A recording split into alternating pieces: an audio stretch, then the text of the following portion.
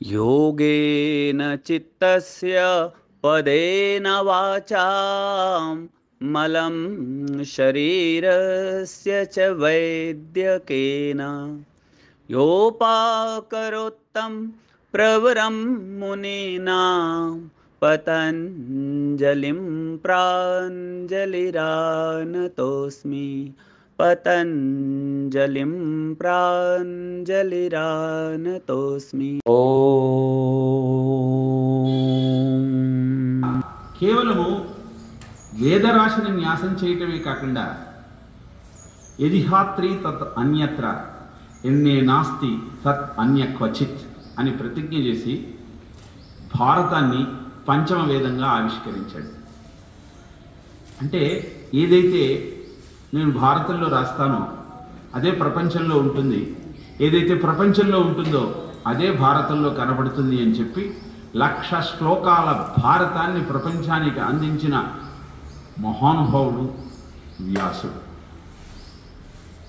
కేవలం తాను రచించి నేనేదో గొప్ప పని చేశానని కూర్చోలే, దాన్ని శిష్యులకిచ్చి ప్రపంచమంతా వ్యాప్తి చేశాడు.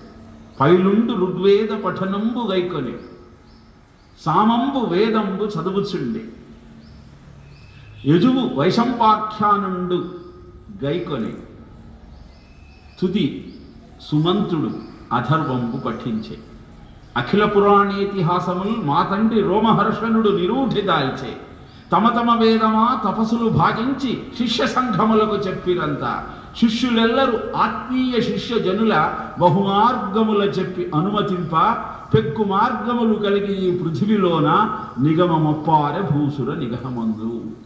ఈ పద్యం మీకు ఎందుకు తెలియజేస్తున్నానంటే, ఇప్పుడే ప్రొఫెసర్ గారు మన పాండే గారి జీవిత చరిత్రను పుస్తక రూపంలో వచ్చే గురు పౌర్ణమి కల్లా ఆవిష్కరింపబోతున్నాము అని తెలియజేసిన నేపథ్యంలో ఎందుకని అలా పుస్తకాన్ని మనం ప్రచురించాలి అని చెప్పటం కోసం భాగవతంలో ఉన్న ఈ పద్యాన్ని మీకు చెప్తున్నాను. వ్యాసుడు తాను రచించిన వాంగ్మయాన్ని ప్రజలందరికీ అందించాలన్న సంకల్పంతో శిష్యులకు దాన్ని అందజేసి ఒక్కొక్క వేద భాగాన్ని ఒక్కొక్క శిష్యుడు తీసుకొని పైలుడు, సుమంతుడు, వైశంపాఖ్యాయనుడు ఇలా వీళ్ళు దాన్ని వ్యాప్తి చేయబట్టి మనకు జరిగిన ప్రయోజనం ఏంటో తెలుసండి. భారతదేశం మీద 700 సంవత్సరాల పాటు విదేశీ దండయాత్రలు జరిగాయి. ఎంత హింస పెట్టారో ఆధునిక తరానికి తెలియదు, కానీ 50 ఏళ్ల వయసున్న వాళ్ళందరికీ కూడా మా చిన్నతనంలో అవన్నీ పాటల రూపంలో పాడుకుంటూ ఉండేవాళ్ళు. అలా మన మీద ఇన్ని దండయాత్రలు జరిగినా మనం ఇంకా మన ధర్మాన్ని వదలకుండా ఉండడానికి కారణం ఏమిటంటే, మన ఆచరణ అంతా మస్తకంలో ఉంటుందండి, పుస్తకంలో ఉండదు. పుస్తకం ఉంటే చదివి మర్చిపోతాం, మస్తకంలో ఉంటే ముందు తరాల వాళ్ళకు కూడా అందిస్తాం. ఇమం వివస్వతే యోగం ప్రోక్తవానహం అవ్యయం వివస్వాన్ మనవే ప్రాహ మనురిక్షాకవే బ్రవీత్ అని భగవద్గీతలో 4వ అధ్యాయంలో మొట్టమొదటి శ్లోకం. ఈ విజ్ఞానాన్ని నేను సూర్యుడికి అందిస్తే సూర్యుడు అతని కుమారుడైన మనువుకు, ఆయన అతని కుమారుడైన ఇక్ష్వాకుకు ఈ విజ్ఞానాన్ని అందించాడు అని సాక్షాత్తు కృష్ణ పరమాత్మ అర్జునుడికి చెప్తున్నాడు. ఇన్ని ఉదాహరణలు ఎందుకు చెప్తున్నానంటే, మీరంతా వచ్చారు కానీ మీ పిల్లల్ని తీసుకొచ్చారా అంటే, మీరు గురువు గారిని పూజించడం అంటే దండ వేసి దండం పెట్టి ఆయనను ఆకాశానికి ఎత్తి మనం గురువుని పూజించాలనుకుంటున్నాం. కానీ గురువుకు కనుక ఈ విజ్ఞానాన్ని అందరికీ అందించాలన్న ఆలోచన లేకపోతే ఈ రోజు ఇక్కడ మీరు కూర్చొని యోగా చేసేయగలవారా? ఎక్కడెక్కడ అశోక్ పాండే గారు తిరగని ప్లేస్ ఏంటి చెప్పండి? 2 ట్విన్ సిటీస్లో ఎక్కడ యోగా చెప్పమంటే అక్కడికి వెళ్తాడండి. ఆయన ఏమి ఇస్తారని ఆశించాడు, ఎందుకంటే అది గురువు యొక్క లక్ష్యం కనుక. మరి ఆ గురువు దగ్గర మనం విద్యను అభ్యసిస్తూ ఆయన మీద పుస్తకం వేసి దాన్ని నలుగురికి పంచడం మంచిదే కాదని, కానీ మన ముందు తరాల వాళ్లకు మనం ఈ విజ్ఞానాన్ని అందజేయకపోతే భారతదేశం యొక్క పరిస్థితి ఎలా ఉంటుంది? మీరు ఎంతమందికి దామోదర వీర సవర్కర్ చరిత్ర తెలుసో నాకు తెలియదు. మనకు గాంధీ, నెహ్రూల గురించి తెలిసినట్టు తమ జీవితాన్ని దేశం కోసం త్యాగం చేసిన ఎందరో మహానుభావుల చరిత్ర తెలియదు. ఎందుకు దామోదర వీర సవర్కర్ యొక్క ప్రస్తావన ఇక్కడ చేస్తున్నానంటే, ఆయనకు జడ్జి 2 ఆజన్మాంత కారాగార శిక్షలు విధిస్తాడు. ఎవడైనా జన్మాంత కారాగ 14 ఏళ్ళు చేసాడు, 2 జన్మలేంటి? వెళ్ళి ఆయన దగ్గర ఆయన భార్య అంటుంది, ఇదేమిటి నీకు 2 ఆజన్మ కారాగార శిక్షలు వేశారు అంటే, భగవంతుడు నాకు ఒక జన్మిస్తే జడ్జి నాకు 2వ జన్మ ఇచ్చాడు, అందుకే నాకు 2 ఆజన్మ కారాగార శిక్షలు వేశాడని 25 సంవత్సరాల జైల్లో, సెల్యులర్ జైలు అండి అది కూడా. అంటే మొత్తం చీకటి ఉంటుంది, ఒక్క నిమిషం మాత్రమే ద్వారం ఓపెన్ చేసి లోపలికి అన్నం పెడతారు, అదంతా పురుగులతో ఉంటుంది. ఆయన పళ్ళన్నీ పాడైపోతే అవన్నీ తీసి వేరే పళ్ళు పెట్టుకున్నాడు ఆయన. ఎంతమందికి తెలుసా అండి దామోదర వీర సావర్కర్ చరిత్ర? తెలియదు. ఎందుకని ఈ విషయాన్ని మీకు చెప్తున్నానంటే, మనం గనక మన ముందు తరాల వాళ్లకు మన దేశం గురించి త్యాగం చేసినటువంటి త్యాగధనుల చరిత్రను గనక వివరించకపోతే అవన్నీ మృగ్యమయ్యి స్వార్థపరులంతా దేశంలో బయలుదేరతారు. ఇది నేను ప్రత్యక్షంగా చూస్తూ ఉన్నాను. దేశం కోసం త్యాగం చేసిన వాళ్ళ చరిత్రలను నలుగురికి అందించే మహానుభావుల పరంపరే గురు పరంపర. ఏవం పరంపరా ప్రాప్తం ఇమం రాజర్షయో విదుహు సకాలేనేహ మహత యోగో నష్ట పరంతప. పరంపరానుగా వస్తున్న జ్ఞానాన్ని ముందు తరాల వాళ్ళకు అందించకపోతే అది భ్రష్టు పట్టిపోతుంది. ఇంత ఆవేదనగా మీకు చెప్పడానికి కారణం ఏంటంటే, మేము అరుణాచలానికి గిరి ప్రదక్షిణకు వెళ్ళాము. 14 కిలోమీటర్లు పాదయాత్ర చేసి గిరి ప్రదక్షిణ చేసి నాతో పాటు ఉన్నటువంటి నా కొలీగు తిరిగి మా ఆశ్రమానికి వచ్చాడు. వాళ్ళ అబ్బాయి ప్రదక్షిణకి రాలే, నేను తిరగలేను అన్నాడు. వాడికి ఎంత 18 ఏళ్ళు. సరే పోనీలే అని మరి ఆడి మీద ఉన్న ప్రేమతో వీడి తల్లిదండ్రులు కూడా ఏమన్నారు. తండ్రి వచ్చి కుర్చీలో కూర్చొని, బాగా కాళ్ళు నొప్పులు పుడుతున్నారు, ఒక గ్లాసు మంచినీళ్ళు ఇరా అన్నాడు. అన్నాడు. వాడు చేసేటువంటి ఘనకార్యం ఏమిటి అంటే సెల్ చూస్తున్నాడు. తల్లి ఏం చెప్పాలండి ఆ బిడ్డతో? అరే లేచి మంచినీళ్ళు తీసుకురా అనాలిగా. ఫోన్లేండి వాడు ఏదో సెల్ చూస్తున్నాడు, మీరే పోయి తెచ్చుకోండి అని చెప్పింది. నాకు విపరీతమైన కోపం వచ్చింది. వాడిని తిట్టలేదు. కోపం, బాధ, పరుష పదజాలం ఎందుకు వస్తుందంటే, ఏ ధర్మం అయితే నా తండ్రి చెబితేనే నేను వివాహం చేసుకుంటాను అంటాడండి రామచంద్రమూర్తి. జనక మహారాజు వచ్చి, నువ్వు ధనుర్భంగం చేసావయా, నీకు నా పిల్లల నుంచి పెళ్లి చేశానంటే, నేనెవరినండి వివాహం చేసుకోవడానికి, నా తండ్రిని అడగండి అంటే. అలాంటి రామ కథను విని పెరిగినటువంటి జాతి ఈరోజు దాన్ని విస్మరించి స్వార్థభావాన్ని పెరిగి I invite for my marriage అని వెడ్డింగ్ కార్డ్స్ కొట్టిస్తారండి. నువ్వెవడివి, నీ పరంపర ఏమిటి, దాన్ని నీకు గుర్తు చేసే గురువును, జన్మనిచ్చిన తల్లిని, నీ ఎదుగుదలకు కారణమైనటువంటి తండ్రిని నువ్వు విస్మరించి నువ్వు ఎన్ని గురు పౌర్ణమిలు చేసినా అవి వ్యర్థమే.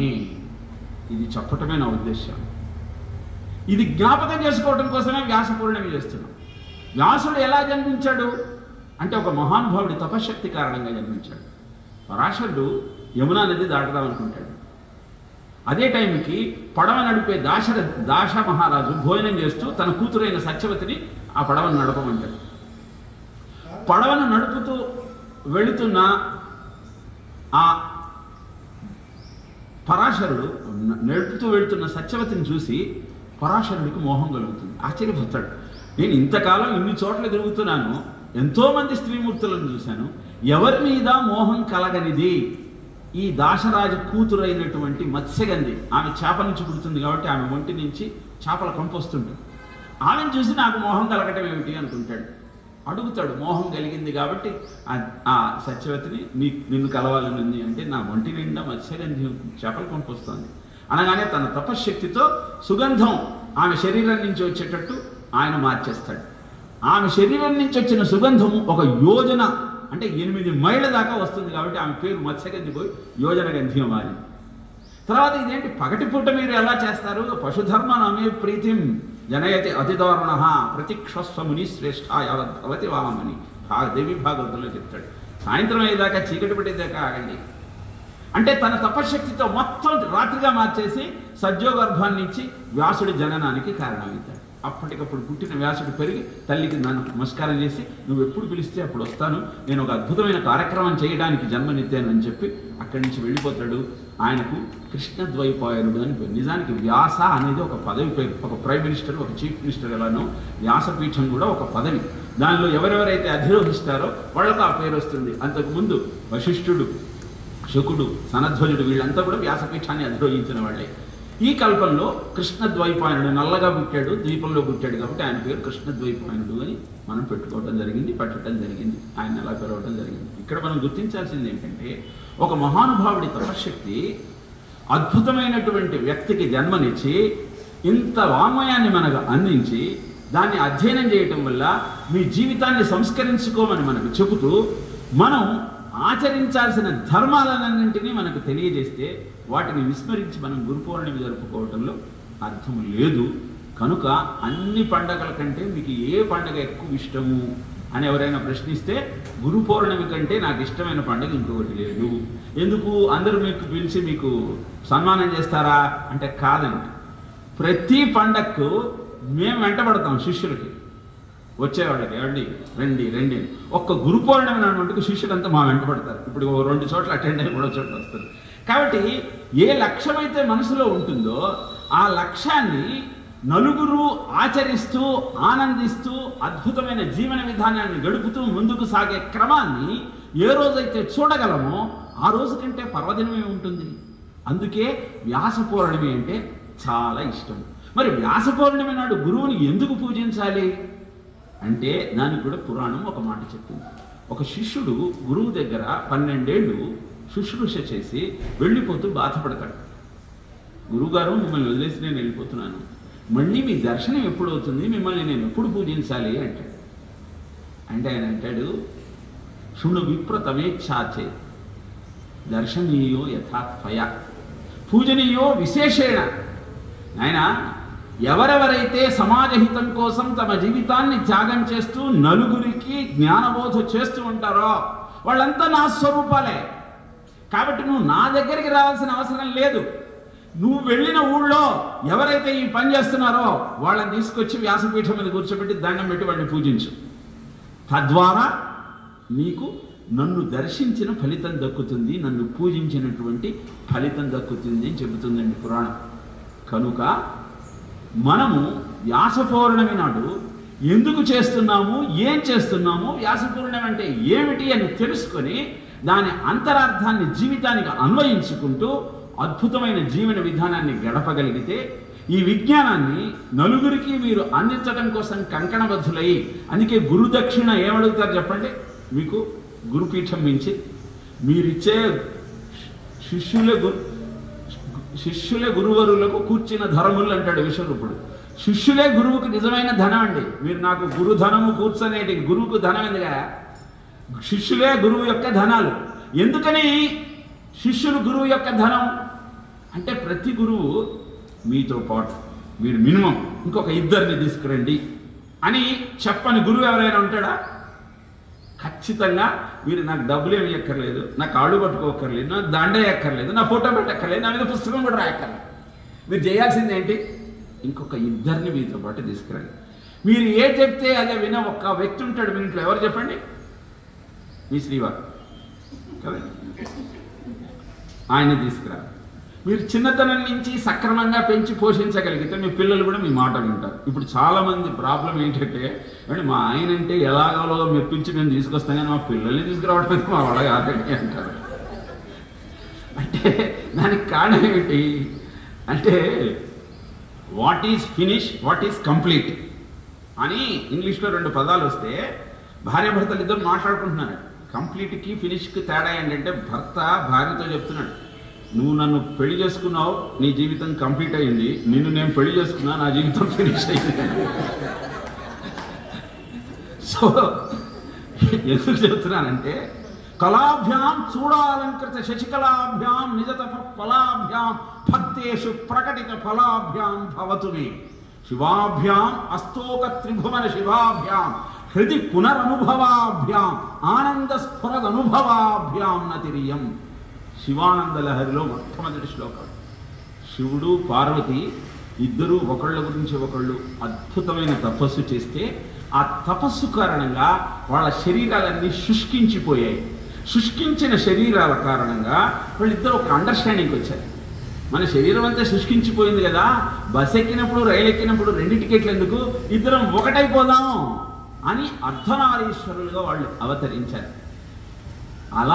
అలాంటి శివుణ్ణి ఎవరైతే ఆరాధిస్తారో వాళ్ళ జీవితాలు అద్భుతంగా మారిపోతాయి. అంటే అర్థం ఏంటో తెలుసండి, భార్య భర్త చూడటానికి 2 శరీరాలైనా ఆత్మ ఒక్కటే. ఇలాంటి జీవనము భారతదేశంలో ఉండేదండి. ఒకళ్ళ గురించి ఒకళ్ళు తప్పించే ఆలోచన ఉండేది. అందుకే నిజ తప ఫలాభ్యాం, తపస్సు చేసి త్యాగమే లక్ష్యంగా భార్యాభర్తలు ఒకటయ్యేవాళ్ళు. ఇప్పుడు నిన్ను పెళ్లి చేసుకుంటే నాకేమొస్తుంది, నన్ను పెళ్లి చేసుకుంటే నీకేమొస్తుంది అన్నటువంటి అడుక్కునే తినే భావన బాగా పెరిగిపోతుంది సమాజంలో. అందుకే అది వెడ్డింగ్ కాదు, బెగ్గింగ్ అంటున్నారు. సో ప్రతి కుటుంబము ఆనందంగా ఉండటానికి అవసరమైన జ్ఞానాన్ని వ్యాసుడు పుస్తకాల రూపంలో అందిస్తే, ఆ వ్యాసుడికి ప్రతిరూపమైన గురువు ప్రతినిత్యము మీకు బోధిస్తూ మిమ్మల్ని సరైన మార్గంలో ముందుకు నడిపిస్తూ మీ జీవితాంతము మీకు అండా దండగా ఉన్నాడు. కనుకనే గురువు లేని వాడు బరువు నేలకు అంటారు. గురువు గనక నీకు లేకపోతే నువ్వు ఈ నేలకే బరువురా, నీకు అసలు ఏం చెయ్యాలో ఎలా చెయ్యాలో తెలుసుకునే అవకాశమే లేదు. ఒక్క 2 అక్షరాలతో ఒక ఆటవికుడి యొక్క జీవితాన్నే మార్చేసిన వాళ్ళు మహర్షులు. ఎవరు ఆ మహానుభావుడు? వాల్మీకి ఒక ఆటవికుడిగా జీవిస్తున్నప్పుడు మరా అన్న 2 మార్ అన్న పదం ఆయనకు వచ్చింది. ఒకటే పదం, మార్ మార్ మార్, కొట్టు కొట్టు కొట్టు, కొట్టుకొని దోచుకో. ఇలా ఉన్నాడు. నాకు ఏ మాటే రాదు, ఏం పలకాలి నేను అంటే, రాకపోవడం అంటే నువ్వు ఇప్పుడే మార్ మార్ అన్నావు కదా, అదే మంత్రంగా తీసుకో అన్నాడు. అంటే వాల్మీకి మార్ మార్ మార్ మార్ మార్ మార్ మార్ మార్, అది కాస్త రామాయణం. ఇలా నువ్వు ఎంత క్రూరుడువైనా, ఎంత అజ్ఞానివైనా, ఎంత అంధకారంలో ఉన్నా నీకు జ్ఞానాన్ని ప్రబోధించే అద్భుతమైన దేవతా స్వరూపమే గురుస్వరూపము. దేవుడైన చూపలేడు ఒక్క గురువును, గురువు ఒక్కడే చూపగలడు దేవదేవుని అని పాడుకుంటాం. అందుకే కాబట్టి అలాంటి అద్భుతమైన గురుస్వరూపాన్ని గురు పౌర్ణమి నాడు స్మరిస్తూ, గురువు చెప్పిన మాటలను జీవితానికి అన్వయించుకుంటూ, పూజ అనగానే మీరు వచ్చి పరిగెత్తుకుంటూ వచ్చి పాదాలు పట్టేసుకుంటారు. ఒకడిని అడిగారు, ఎందుకురా నువ్వు గురువు పాదాలు గట్టిగా పట్టుకుంటావు అంటే, లేదురా నీకు తెలియదు ఒక విషయము, అలాంటి వాళ్ళ తపశ్శక్తి అంతా వాళ్ళ పాదాల్లో ఉంటుంది, వాటిని పట్టుకుంటే మనకు కూడా కొంచెం వస్తుంది, పట్టుకొని కిందికి లాగి పడేస్తే ఇంకా పుణ్యం వస్తుంది.